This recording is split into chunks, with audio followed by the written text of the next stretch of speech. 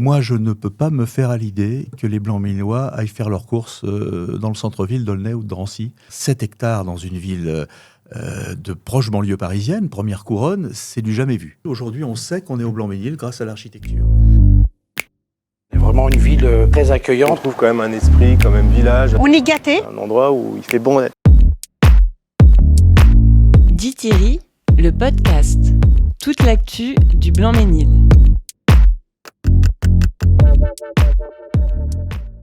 Bonjour et bienvenue sur le podcast Dit Thierry, le podcast de la ville du Blanc-Ménil. Chaque mois, nous vous donnons rendez-vous pour discuter ensemble de l'avenir et des actualités qui font la richesse de la ville du Blanc-Ménil, donc sur la culture, l'éducation, la santé, la sécurité et bien d'autres sujets. Vous pouvez réécouter ce podcast sur toutes les plateformes de streaming, Spotify, Apple Podcasts, également sur la chaîne YouTube de la ville du Blanc-Ménil et sur www.blancménil.fr. Suivez-nous pour ne pas manquer les prochains épisodes. Et pour répondre aux questions des habitants, nous sommes aujourd'hui avec Monsieur Thierry Maignan, sénateur de la Seine-Saint-Denis et président de la majorité municipale. Bonjour. Bonjour. Dans ce premier épisode de Dit Thierry, le podcast, nous allons aborder le sujet de la fermeture des PMI, le sujet des 3 ZAC de la ville, donc ZAC du centre-ville, ZAC des Tilleuls et ZAC de la Molette, qui sont des zones en rénovation. Et enfin, le campus international qui sera situé sur la zone de la Molette. On finira aussi par des sujets plus légers pour vous annoncer les festivités qui arrivent cet été. Nous allons commencer par le sujet des PMI. Donc, l'acronyme PMI veut dire protection maternelle et infantile. Le but de ces structures est d'accompagner les jeunes mamans pendant leur grossesse et lors de l'arrivée de leur jeune enfant, avec des médecins, des infirmières et des psychologues. En début 2025, on pouvait compter 3 PMI au Blanc-Ménil et d'ici la fin de l'année, elles seront toutes fermées. Pourquoi n'avez-vous pas choisi de conserver ces PMI ? Alors déjà, la décision de toutes les fermer n'est pas arrêtée, puisque nous avons une solution de rechange, et d'autre part, ça n'incombe pas à la ville. Il faut savoir que le département a dans sa responsabilité les PMI, comme vous dites. Et il se trouve qu'on a eu un avis de la présidence du département, de Stéphane Troussel, qui visiblement n'aime pas les Blancs-Ménillois, on va le dire comme ça. Alors, il n'y a pas qu'au Blanc-Ménil que des PMI vont fermer, mais quand même, 3 au Blanc-Ménil, c'est quand même quelque chose d'important.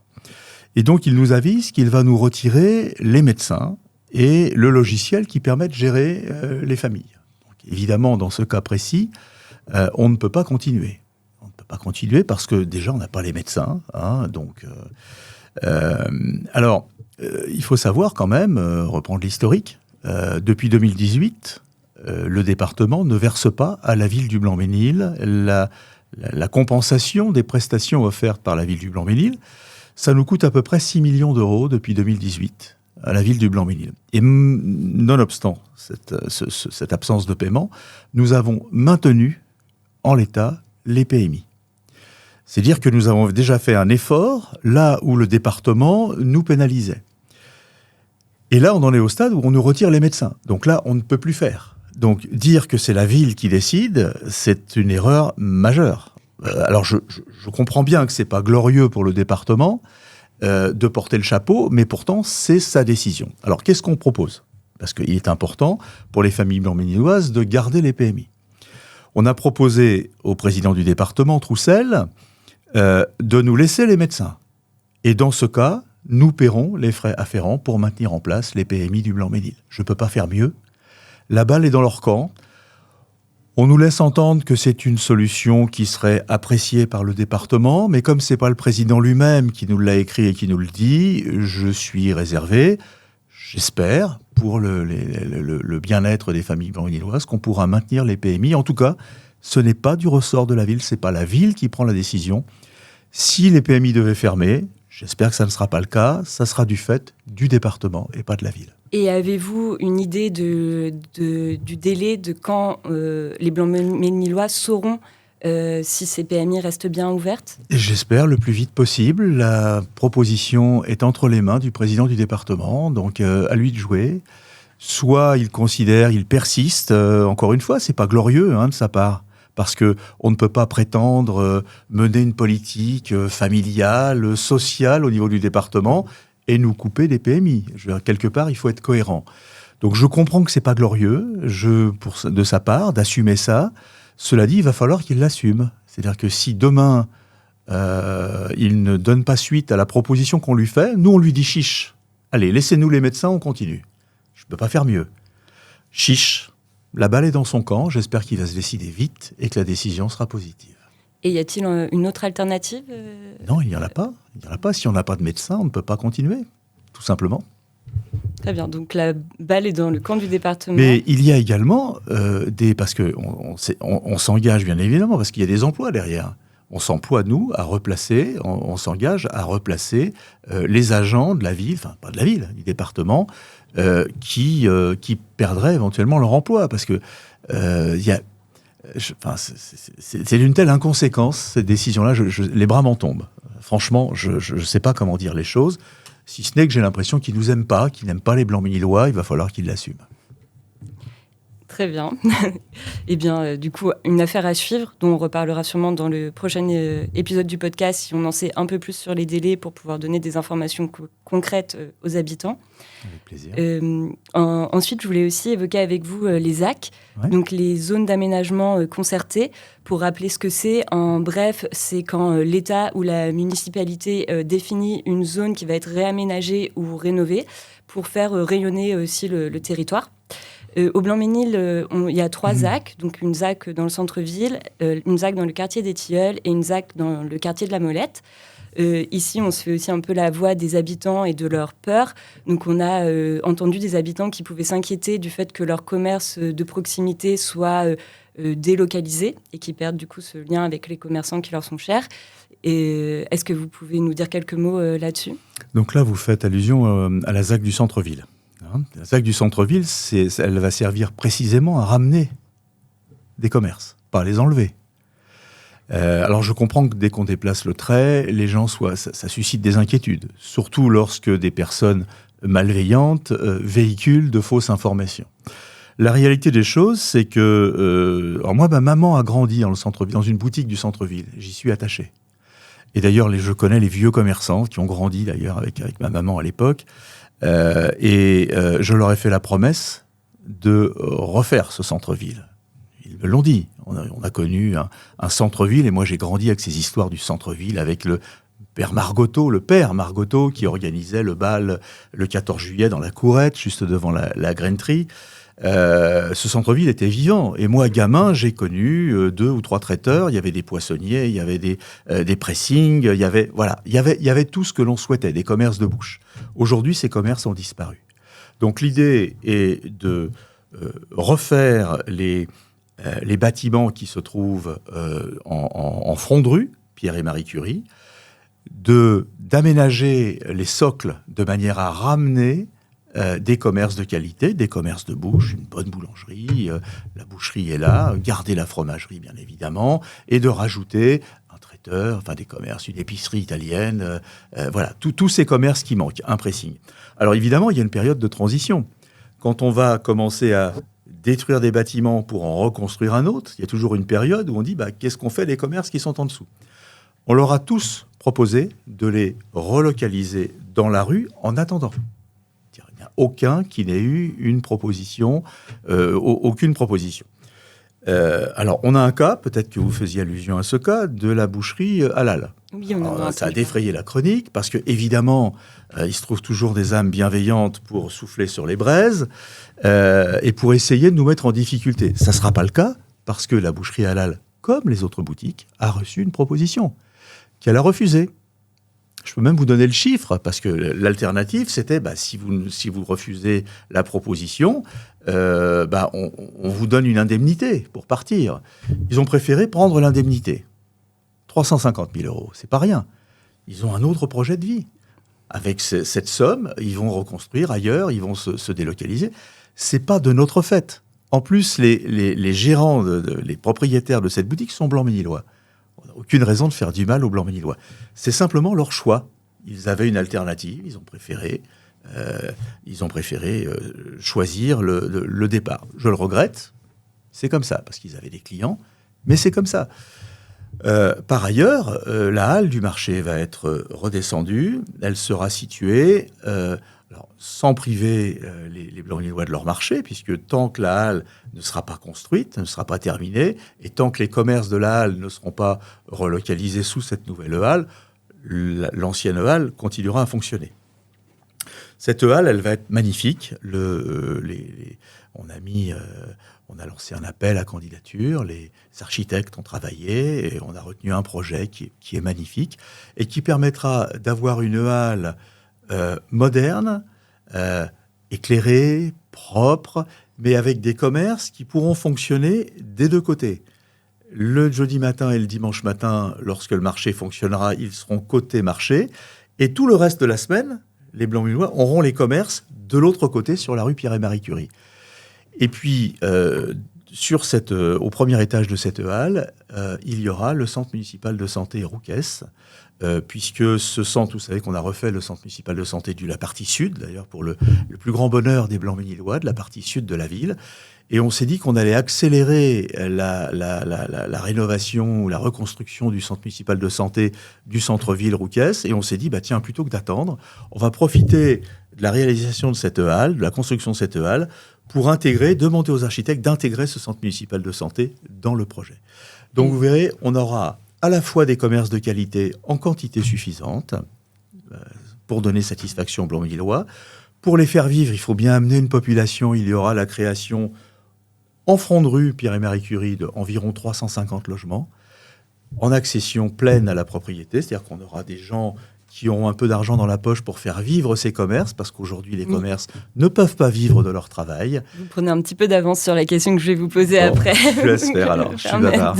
Parce que c'est une autre crainte qui touche aussi les habitants, ceux qui habitent actuellement donc, dans ces ZAC et qui ont peur d'être délogés du coup de chez eux et que finalement le Blanc-Ménil ne soit plus habité par les Blanc-Ménillois actuels, que ce soit une nouvelle population qui arrive et qui profite au final vous savez que vous parlez là un Blanc-Ménillois de toujours, dont les parents étaient Blanc-Ménillois. Et si quelqu'un est attaché au fait de garder les Blanc-Ménillois historiques, entre guillemets, au Blanc-Ménil, c'est moi. Donc il n'est pas question de ça. Bien évidemment, alors il y a très peu de gens concernés, il y a surtout des boutiques, puis il y a très peu de gens qui habitent là. Bien évidemment, on fait une proposition à ces personnes-là de les reloger. Quand les bâtiments vont arriver, il y aura de la place dans ces bâtiments-là.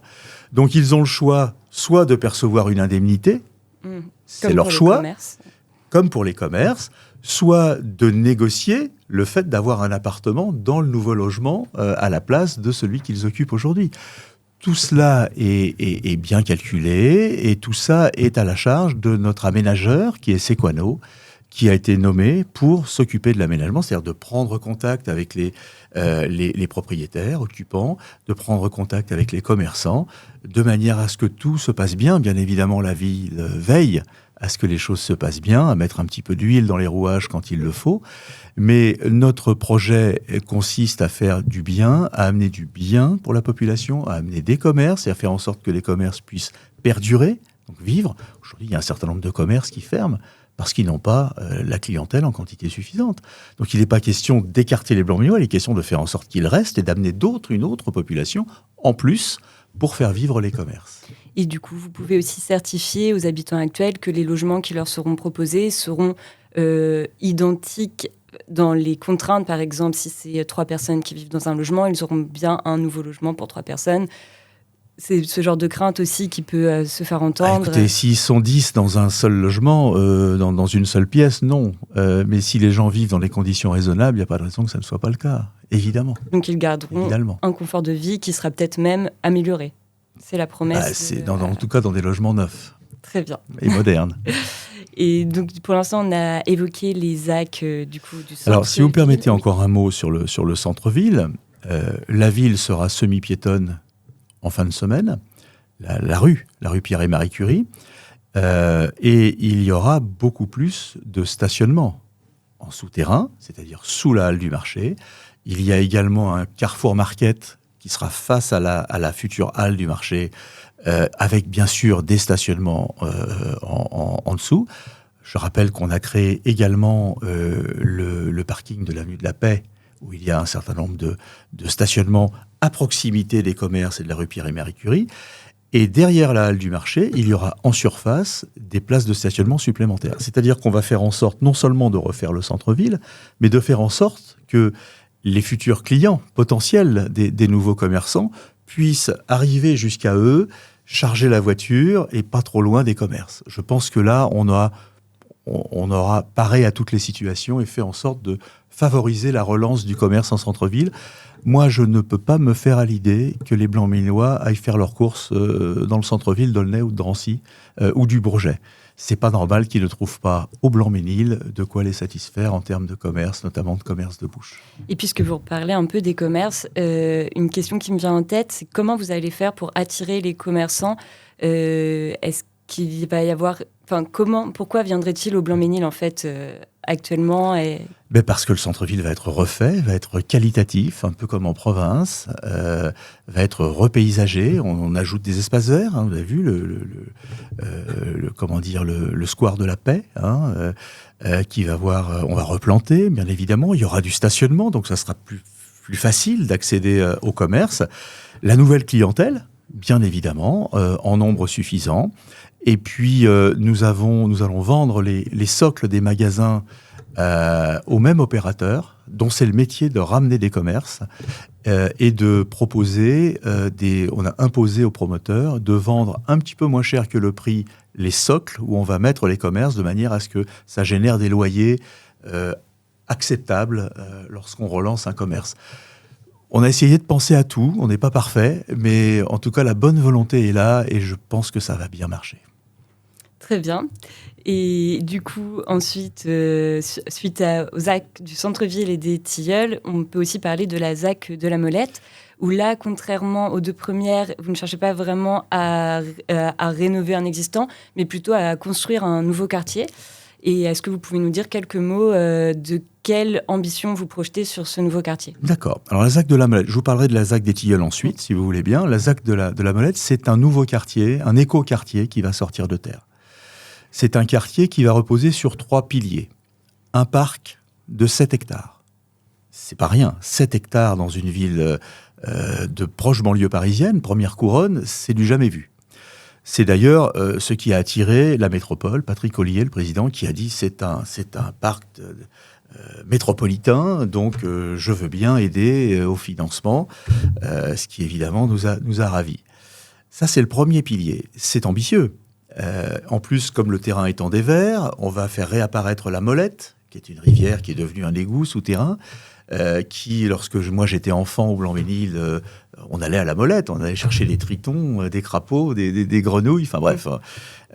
Et donc, ça me tient à cœur, en bordure de Drancy, donc au sud de cette ZAC, de faire réapparaître la Molette. Et tout au long de la Molette, il y aura un parcours sportif.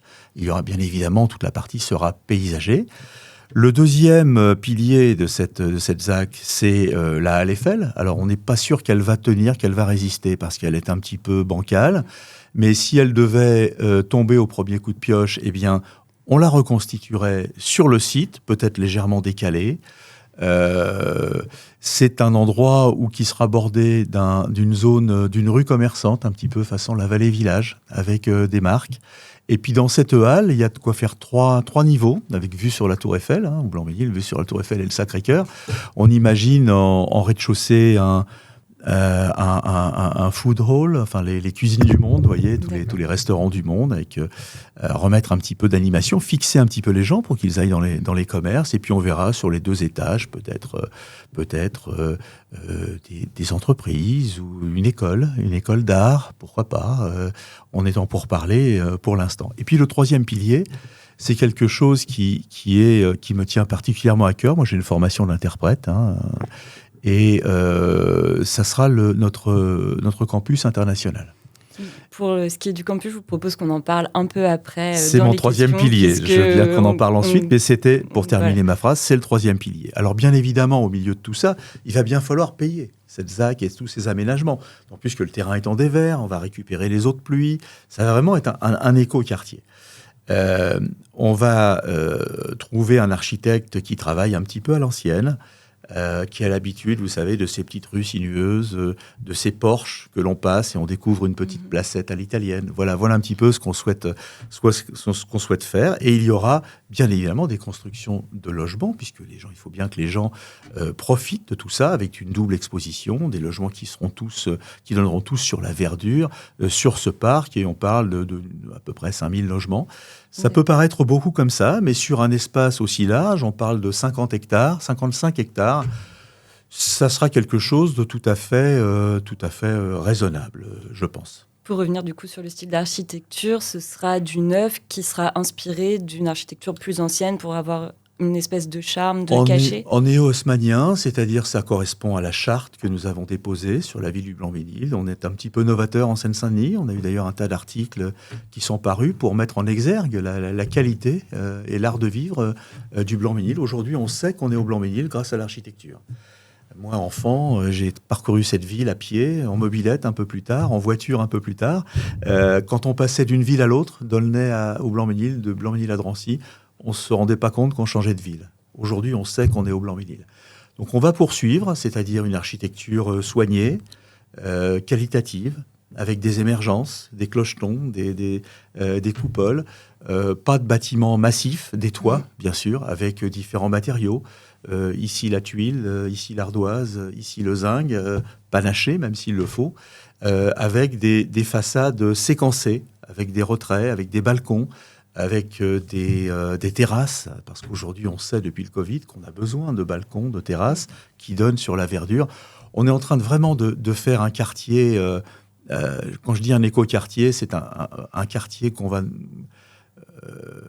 nous envier, je pense, parce qu'il sera tellement agréable d'y vivre, tel que je l'imagine aujourd'hui, qu'on va faire beaucoup d'envieux et on va attirer des gens. Vous savez, aujourd'hui, moi, je ne cache pas mon souhait d'attirer les cadres de Roissy-Charles de Gaulle. Il commence à arriver, pas suffisamment vite à mon goût, mais quand on est cadre à Roissy-Charles de Gaulle, quand on travaille dans une compagnie aérienne, quand on travaille à la police de l'air et des frontières, dans les douanes, dans les compagnies aériennes, à quoi bon aller habiter, aller chercher la campagne au nord de Roissy-Charles de Gaulle, avec les inconvénients de ne pas avoir d'école, pas avoir de collège pour les enfants, de devoir prendre le car, le verglas, la neige l'hiver, alors qu'on peut aller au Blanc-Ménil, trouver cette verdure, trouver tous les transports en commun, et le tout à 10 minutes de Roissy-Charles de Gaulle et à un quart d'heure du centre de Paris, de Châtelet.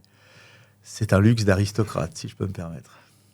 Et avec toutes ces constructions de nouveaux logements, aujourd'hui on est à peu près à 60 000 habitants au Blanc-Ménil. Vous pensez qu'il y aura combien d'habitants quand tous ces travaux seront... On atteindra 70 000 habitants, je pense, ce qui reste supportable.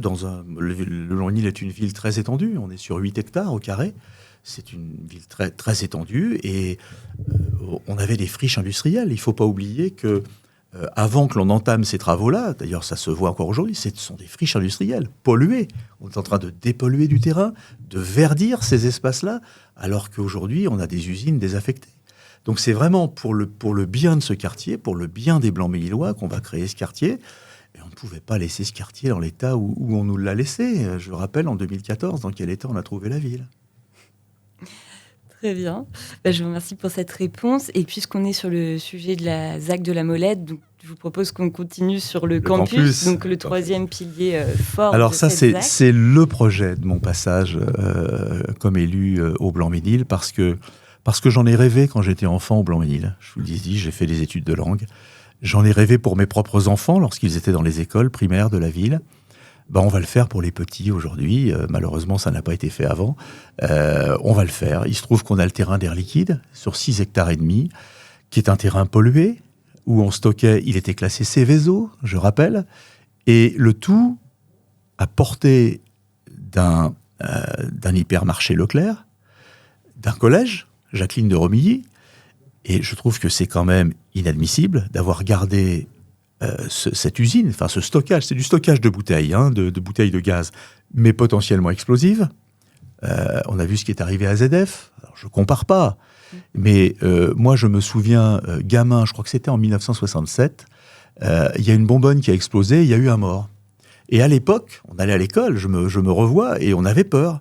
On se disait, ah oui, mais s'il y a plusieurs bonbonnes qui explosent, ça va raser la ville. On imaginait AZF avant, sans savoir que c'était possible que ça arrive.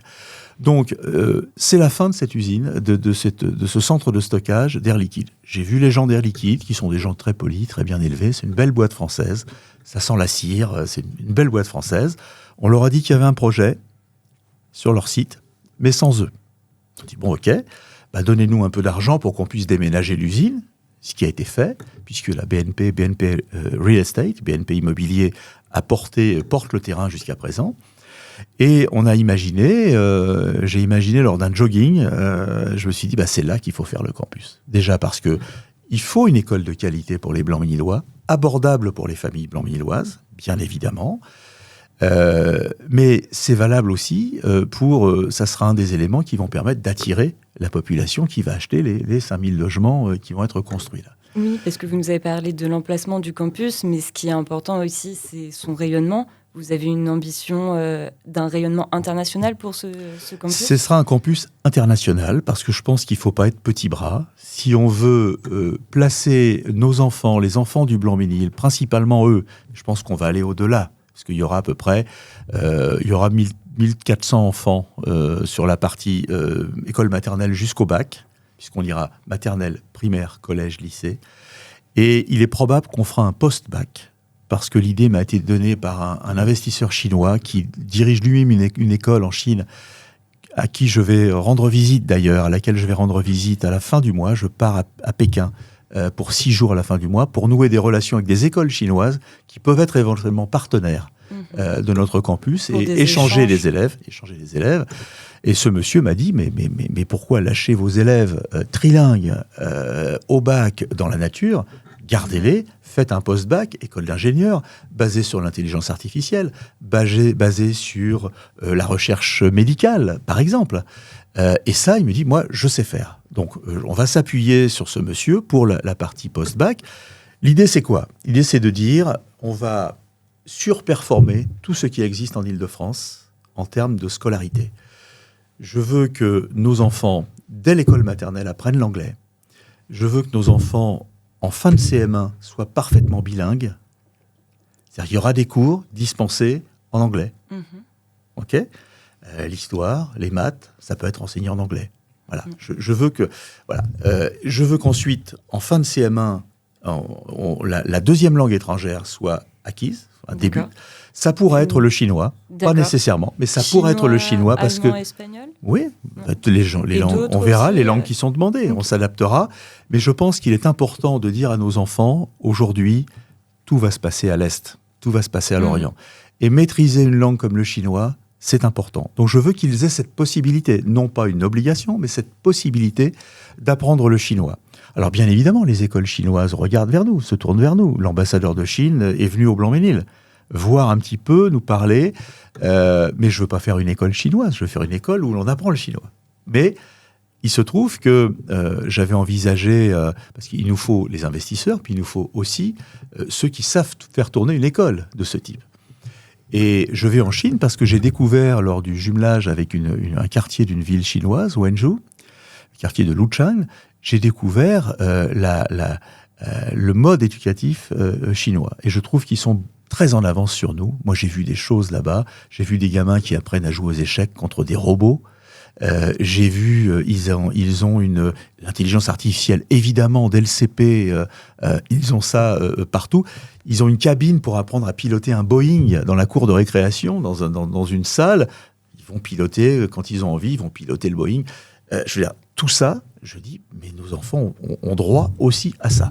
Donc et on va s'appuyer. Vous pensez vraiment que ces choses-là, par exemple l'intelligence artificielle ou apprendre à conduire un Boeing, vont aider ça sera en plus du mode éducatif normal, oui. mais du mode d'éducation. Mais tout ce qu'on va pouvoir leur apporter en plus, c'est ce qu'on a commencé à mettre en place en Blanc-Ménil. Quand je dis, il y a 1300 gamins qui jouent aux échecs au Blanc-Ménil, qui apprennent à jouer aux échecs chaque année. Quand je dis, on leur apprend le codage informatique dans les écoles, c'est la ville qui paye, qui finance. Quand on dit la musique classique, dans les écoles, c'est le cas à Chevalier de Saint-Georges, il y a un auditorium dans la nouvelle école qu'on a livrée. Quand je dis on va apprendre aux gamins à jouer aux échecs, à jouer au golf, c'est le cas dans le temps scolaire, qu'est-ce qu'on est en train de faire ? On est en train de dire on va apporter à nos enfants ce qu'ils n'ont pas naturellement. Ce que leurs parents leur apportent peut-être pas. On n'a pas une population qui irait spontanément réserver des places à un concert d'opéra. Quand le Blanc-Ménil Classique Festival, c'est ça. On leur amène la musique classique dans un lieu de vie, dans un parc urbain, au Blanc-Ménil, concert gratuit. On essaye de faire en sorte que nos petits tissent des réseaux. Quand on joue aux échecs, quand on joue au golf, on ne rencontre pas les mêmes personnes. Et on dispute peut-être une partie avec les gens qui peut-être vont vous proposer le premier stage qualifiant, ou peut-être le premier job qualifiant. C'est ce qu'on essaye de faire, créer un contexte favorable à l'épanouissement et à la bonne scolarité de nos enfants. Le modèle chinois, c'est ça. Ce qu'on va nous apporter, c'est ça. Le modèle. Vous savez que les meilleures écoles classées mondialement au classement PISA, c'est pas moi, c'est l'OCDE qui le fait, c'est les écoles chinoises. C'est l'école de Shanghai. Je vais aller à Shanghai rencontrer les directeurs de cette école-là, parce que je veux qu'ils nous transfèrent leur savoir-faire pour le bien de nos enfants. Donc voilà, ce que je souhaite aussi, c'est que ce campus permette au fil de la scolarité à chaque enfant de passer 2 fois 6 mois dans les pays dont il apprend la langue. Dans un collège en Chine, aux États-Unis, en Angleterre, en Allemagne, de manière à... Les langues, c'est une chose, mais c'est un véhicule. Il faut apprendre la culture aussi. Il faut apprendre comment les gens vivent. Et puis, on a des élèves étrangers. Il y aura un lieu d'hébergement pour des élèves étrangers qui viendront apprendre le français, première langue étrangère, qui d'ailleurs nous permettront, parce qu'ils paieront un peu plus cher, d'équilibrer et d'avoir des frais de scolarité un peu plus faibles pour nos enfants et abordables pour les familles. Le coût de la scolarité ne sera pas supérieur au coût de la scolarité dans les écoles privées de Drancy, d'Aulnay, des villes alentours. Donc voilà un petit peu l'objectif. Alors je pourrais vous en faire des heures, vous l'avez compris. C'est la passion qui m'anime. Mais je pense que on le doit à notre population. Et si on veut que nos petits aient les mêmes chances de réussite, voire mieux encore, que les quartiers riches, que l'Ouest parisien, eh bien, il faut passer par là. Et ça a l'air d'être un très beau projet qui sera sûrement enrichissant pour les enfants. Mais comment seront sélectionnés les enfants qui iront dans cette école ? Est-ce que c'est ceux qui seront le plus proches géographiquement, qui auront les meilleures notes ? Comment s'assurer qu'un projet financé par la ville puisse réellement bénéficier aux enfants de la ville et qu'ils puissent être attrapés dans cette aventure-là ? Vous vous trompez, il n'est pas financé par la ville. La ville ne mettra pas un centime. Qui finance du coup cette école ? Il y a des investisseurs qui viendront, il y a des écoles qui seront partenaires, il y a des fondations américaines, chinoises, qui mettront la main à la poche pour que les choses se réalisent. Après, le mode de sélection, c'est l'école qui décidera. Donc, mais bien évidemment. Pas une école municipale ? Non, ça sera une école privée. D'accord. Privée avec un droit d'entrée, mais on fera en sorte qu'il soit abordable pour les familles blanc-ménilloises. Je ne veux pas passer à côté d'un bon élève blanc-ménillois dont les parents ne pourraient pas financer le droit d'entrée. Bien évidemment, ça s'adressera d'abord aux petits blanc-ménillois. Après, le mode de sélection, dans les classes, les premières classes, bien évidemment, ils prendront tout le monde, les premiers. Ensuite, il y aura une exigence. Les élèves qui ne feront pas l'effort, qui ne travailleront pas suffisamment, on leur demandera d'aller voir ailleurs. Mais ça sera ouvert aux Blancs-Ménillois. Si c'est le sens de la question, ça sera ouvert aux Blancs-Ménillois. Et il y aura une exigence. Est-ce que vous militerez pour qu'il y ait au moins à l'arrivée justement des tout-petits, là où il n'y a pas encore de sélection de niveau scolaire, qu'il y ait un quota minimum justement de Blancs-Ménillois pour que ce ne soit pas les plus aisés qui viennent peut-être de plus loin, qui en profitent uniquement ? Alors, je ne vais pas militer, comme vous le dites. Je ne suis pas un militant. Mais bien évidemment, on fera en sorte, dans le cahier des charges, d'indiquer que cette école est d'abord réservée aux Blancs-Ménillois, bien évidemment. Mais je serais stupide de créer une école qui ne s'adresserait pas aux Blancs-Ménillois. Dites-le moi. Si c'est ça, dites-le moi tout de suite. Non, mais je pense que c'est important pas aussi question de ça. Non, bien sûr. de rassurer sur évidemment, les choses qui vont mais être vous savez, construites. les Blancs-Ménillois ne s'y trompent pas. D'ores et déjà, il y a des gens qui appellent les services d'éducation de la ville pour inscrire leurs enfants. Et moi, dans la rue, on me dit, alors c'est quand est-ce que ça ouvre ? Et ils font le calcul. Alors mes enfants ont tel âge, ça va s'adresser à eux. Voilà, certains me disent, mais pour mes petits-enfants, ça sera bien. Donc voilà, encore une fois, cette école, on l'a fait pour les Blancs-Ménillois. Alors, compte tenu de la qualité qu'on va y trouver, je pense vraiment qu'on va surperformer toutes les écoles d'Île-de-France. Il y a l'école, il y a le lycée international de Saint-Germain, il y a Fontainebleau, mais ce sont des lycées. Nous, on va commencer, on aura l'école maternelle, l'école primaire, le collège, le lycée. Les cours seront dispensés, certains, dans la langue étrangère. il y a ces parties qui vont se passer à l'étranger. Tout ça, on ne le trouve nulle part. Donc, quitte à faire quelque chose, autant aller vers le meilleur et bien évidemment s'adresser en premier lieu aux familles blanc-bénilloises. Très bien. Et sur la ZAC des Tilleuls, tout à l'heure, on est passé un peu rapidement dessus. Peut-être que vous voulez redire quelques mots sur la rénovation de ce quartier. Oui. Alors, ça procède d'une intention. À vrai dire, je ne comprends même pas qu'on ne l'ait pas fait avant. Parce que quand on voit l'état dans lequel se trouve le quartier des Tilleuls, il n'y a plus un commerce. Les gens vivent mal.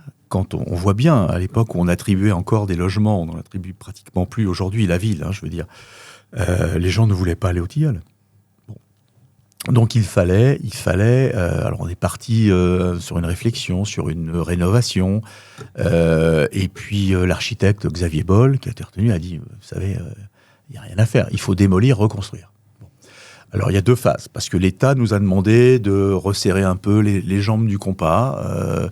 Je l'ai fait un peu malgré moi. Bon, on a écouté ce que l'État nous disait, parce que l'État finance. C'est-à-dire de réduire le budget, du coup. Oui, c'est ça. Donc, c'est un coût à 500 millions d'euros quand même.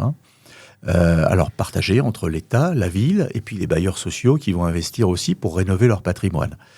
Il y aura à peu près 1500 logements en rénovation. Le coût est parti pour 1100 logements. Les marchés ont été attribués. C'est de la belle rénovation. J'ai insisté pour que ça soit le cas. C'est à peu près 70 à 80 000 euros du logement. C'est-à-dire qu'il va y avoir une isolation extérieure, intérieure. On va refaire les entrées, les cages d'escalier. On va refaire tous les points d'eau, toute l'électricité. Toutes les fenêtres seront changées. C'est vraiment de la belle rénovation. À côté de ça, il y aura de la démolition, reconstruction. C'est-à-dire qu'il y a des logements qui ne sont pas récupérables. Les bailleurs nous ont dit, ça ne sert à rien d'investir, il faut aplatir. Donc, qui dit démolition, dit on va reloger temporairement les gens avant que les bâtiments sortent de terre et qu'on puisse les reloger. Alors, soit eux, soit d'autres, parce qu'une fois que les gens vont être relogés quelque part, peut-être qu'ils diront bah non, je reste là. En tout cas, on va faire des opérations tiroirs. Dès qu'un bâtiment sera libre, on l'aplatit, on en reconstruit un autre, on reloge des gens pour libérer d'autres bâtiments, et ainsi de suite, jusqu'à ce que la totalité du quartier des Tilleuls le soit fait, avec bien évidemment la volonté d'apporter beaucoup plus d'espace vert, de l'eau. On a une histoire avec l'eau. Je me suis battu avec les gens, les petits hommes gris de l'État, pour dire on veut de l'eau. Ils disaient mais non, ça coûte cher, vous n'y arriverez pas. On dit mais au Blanc-Bénil, on a une histoire avec l'eau. On boit l'eau qui est sous nos pieds au Blanc-Bénil. C'est rare. On est une des rares villes qui est comme ça, avec une bonne qualité. C'est équivalent, des caractéristiques équivalentes à l'eau de Vittel, au robinet au Blanc-Bénil, sans avoir apporté les packs. Donc on a une chance. C'est ça. Donc j'ai voulu de l'eau. Un grand canal au milieu des Tilleuls. On va bien évidemment refaire des espaces verts.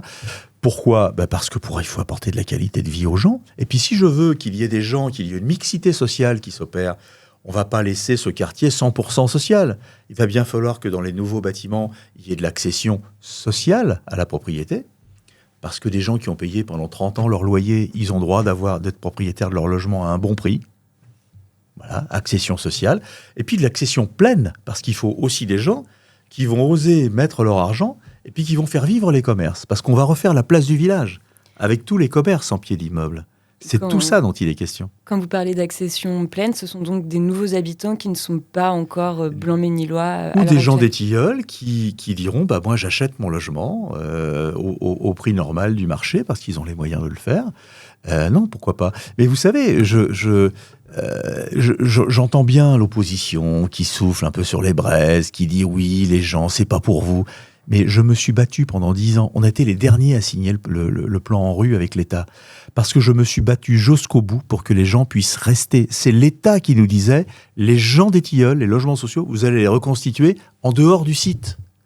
Et je leur ai dit, mais c'est de la folie. On va pas dire aux gens, maintenant que c'est beau, c'est pas pour vous, on va en mettre d'autres à votre place. Ouais. Je me suis battu pendant 10 ans avec l'État pour obtenir qu'il y ait une reconstitution sur site. Je vous parle du langage techno, là. Reconstitution des logements sociaux sur site. Ils ont accepté 50%. C'est-à-dire qu'il y a 400 personnes qui vont être logées ailleurs, mais dans du neuf. On en a mis 50 à côté de l'émergence de la ligne 16 du métro, chez Cogedim quand même. c'est pas n'importe quoi.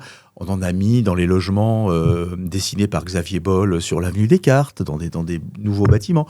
400 familles. Le reste vont être relogés sur site. Alors, il y a ceux qui profiteront des changements pour dire aux bailleurs, moi, je préfère être logé à Aulnay ou à Drancy. C'est leur choix. Mais ceux qui voudront rester au Blanc-Ménil pourront rester au Blanc-Ménil. Et ça, moi, je mets un point d'honneur à ça. En sachant que, et je vous le précise quand même, parce que là encore, j'entends un tas de conneries, on est obligé de reconstruire chaque logement social que l'on détruit. Donc on ne va pas détruire de logement social. On va en refaire des neufs à la place et reloger les gens. On n'a pas le droit, c'est la loi. On n'a pas le droit de démolir un logement social et de ne pas le reconstituer.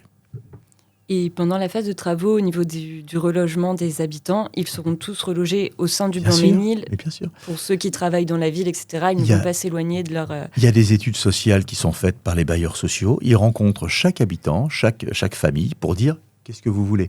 C'est aussi l'occasion pour les familles de dire ma famille s'est agrandie, j'aimerais une pièce supplémentaire.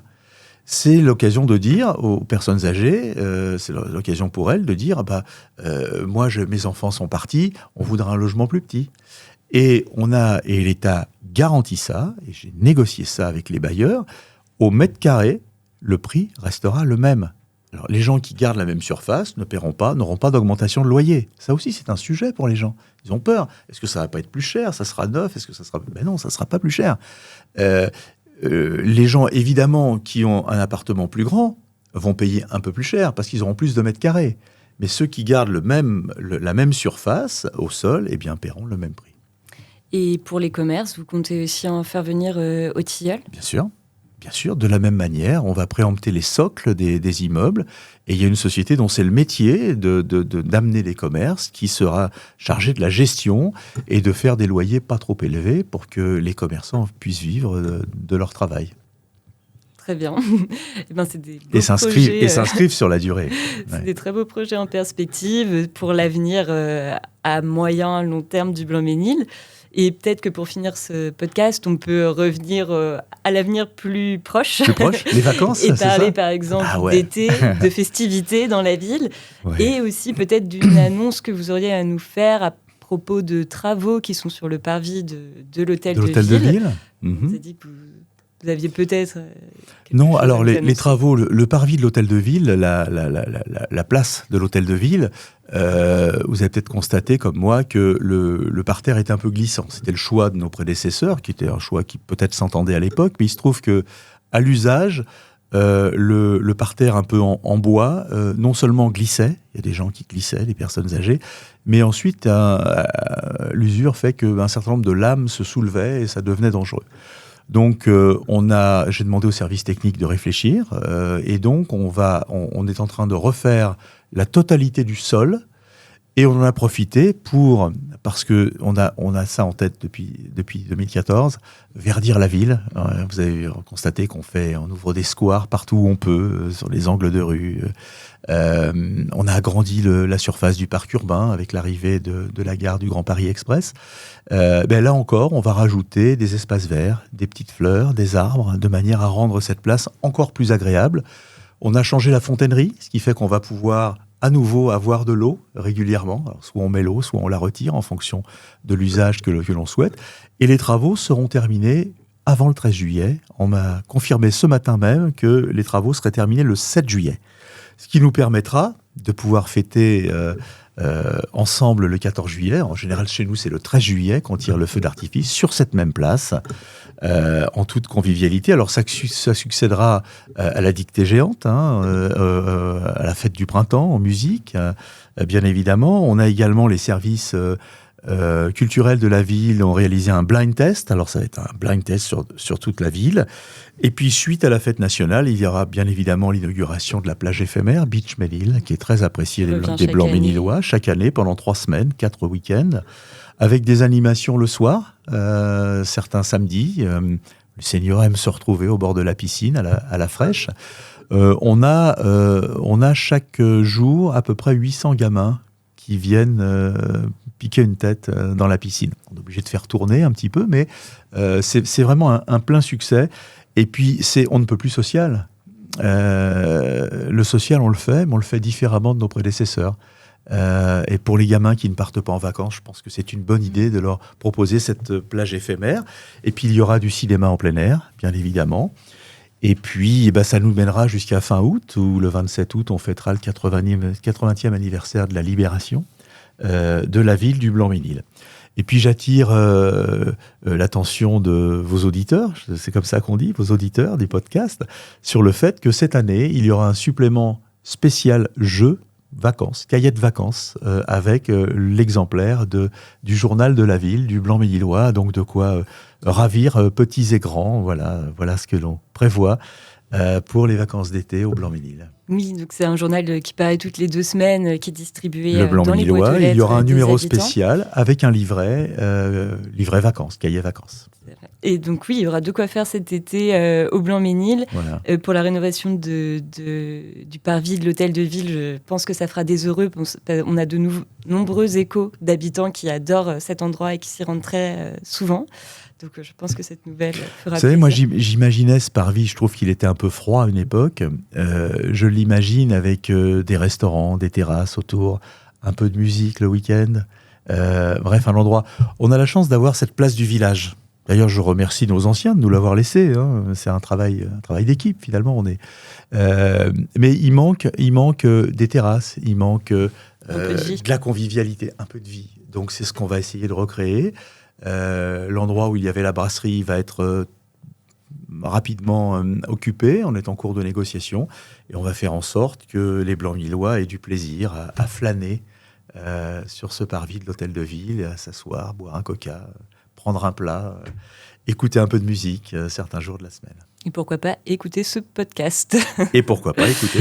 Et très bien. Et pour tous les événements qui ont été cités, Beach Ménil, Dictée géante, feux d'artifice, toutes les informations seront à retrouver sur le site internet du Blanc-Ménil pour les habitants qui souhaitent connaître les infos pratiques, donc www.blancménil.fr. Et pour tous ceux qui voudraient réécouter ce podcast, il sera en vidéo sur YouTube et en audio sur Spotify et Apple Podcast. Je vous remercie. Merci à vous, excellente initiative. On se retrouvera le mois prochain pour du coup de nouvelles actualités qui touchent à plus ou moins long terme du coup le quotidien, la vie des Blanc-Ménillois.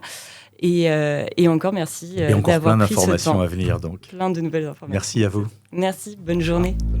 Rendez-vous le mois prochain pour un nouvel épisode de Dit Thierry, le podcast. En attendant, si cet épisode vous a plu, n'hésitez pas à vous abonner sur Spotify, Apple Podcast et sur les réseaux sociaux.